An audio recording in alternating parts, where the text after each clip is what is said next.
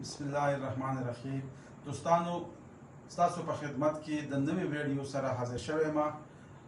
یو قسم کیپسول می جوړ کړی دی د ګردو د مثانې یا د تریخي داسې خلکو ته چې کوم شکایت وي، الحمدلله د هغې دپاره مې یو قسم له کیپسول جوړ کړی دی.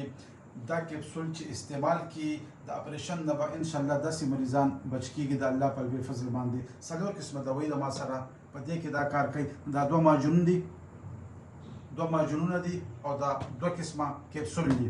د الله په فضل باندې د 5 mm نه واخله تر 25 mm پورې، چا چې تیږې وي، چا چې تیږې وي، که مثانه کې وي، که ګال بلیډر کې وي، که پیته کې وي، د الله په فضل باندې دې دوای سره به هغه د تشو متیازو په لاره باندې خارجېږي، ریزه ریزه به کېږي، شګې په نسبت به کېږي. هغه خلک چې د چا درد راځي شدت سره یا تشې متیازې بندش وي، هغې کې بهترین دوی دا کار کوي. یو ځل استعمال کوي، ما به دعاګانو کې یاد ساتئ.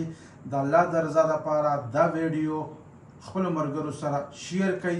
چاته چې دا تکلیف وي په ګردو کې، په مثانه کې، په ګال بلیډر کې، په تریخي کې، مطلب دا دی چې تیږې وي او د اپریشن نوبت ورته راغلی وي، د اپریشن نه مخکې زما دا دوی استعمال کوي، د الله په لوی فضل باندې لازمي ورته رزلټ ملاویږي.